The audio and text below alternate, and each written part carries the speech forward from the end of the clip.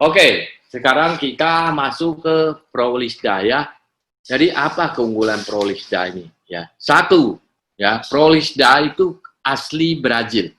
Ya, warnanya hijau kemasan, rasanya getir dan pedas dan mengandung artepilinsi. Nah, sebenarnya yang membuat dia pedas dan getir itu artepilinsinya.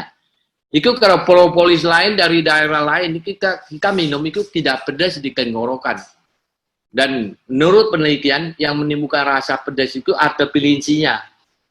Ya, seperti kita makan cabai kan menimbulkan pedas kan? Nah, itu karena ada unsur cabainya itu.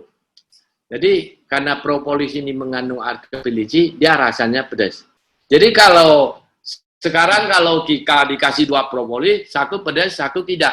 Yang sudah pasti yang tidak pedas ini yang mengaku-ngaku propolis Brazil itu bohong itu. Ya, dari propolis yang tidak pedas ngaku-ngaku dia Brazil itu bohong. Bapak harus dengan mantap mengatakan itu bohong. Ya.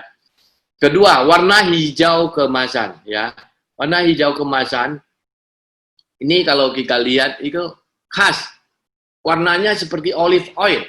Kalau Bapak bikin dengan konsentrasi cukup tinggi, misalnya dikekesin 20-30 kekes ke air sedikit saja, Bapak bandingkan dengan minyak olive oil itu persis warnanya. Nah, itu standarnya propolis Brazil. Jadi Bapak sekarang punya dua ilmu ya. Satu, mau tahu propolis Brazil itu dites warnanya mendekati warna olive oil enggak? Oh, kalau enggak ada ya, kok ada warna-warna coklat ya. Walaupun ada hijau tapi ada coklat. Itu bohong. Jadi unsur coklat itu sudah pasti propolis dari Cina atau Indonesia. Itu hanya 2 ya. Terus dia nggak ada pedasnya, berarti pasti bukan Brazil ya.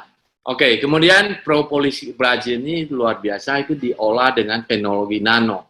Jadi ketika proses ekstraksi ya, proses ekstraksi itu selesai, itu kan bahan itu mau dikeringkan untuk pemisahan dari bahan-bahan yang tidak berguna. Itu prosesnya pakai beku kering yang dikenal dengan teknologi lyophilize. Ini dibekukan sampai minus 60 derajat. Jadi tidak dikasih panas. Jadi bahannya akan awet, akan sangat bagus sekali. Jadi beda dengan teknologi pengeringan yang pakai panas. Jadi kalau di Indonesia itu bahkan proses ekstraksi itu dipanaskan 7 hari sampai 21 hari. Jadi itu sebagian mungkin 70%, mungkin 80% bahan-bahan bagus itu sudah rusak ya. Nah, kalau yang Brazil ini teknologi lyophilize dia tidak mengalami kerusakan bahan ya. Kedua, ketiga itu adalah nanoteknologi. Nah, ini udah penerapan nanoteknologi dengan mesin homogenizer. Jadi propolis yang sudah jadi itu diputar dengan kecepatan sangat tinggi sehingga molekulnya pecah.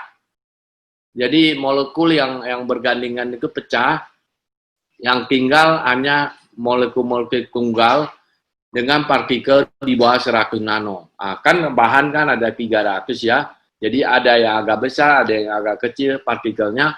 Ya yang terkecil bisa di bawah 10 nano, yang besar ya puluhan nano, tapi semuanya di bawah 100 nano. Bening tanpa endapan.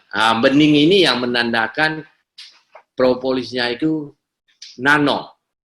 Jadi kalau propolis keruh itu bukan nano, itu partikelnya besar, jadi dia bisa menghalangi cahaya.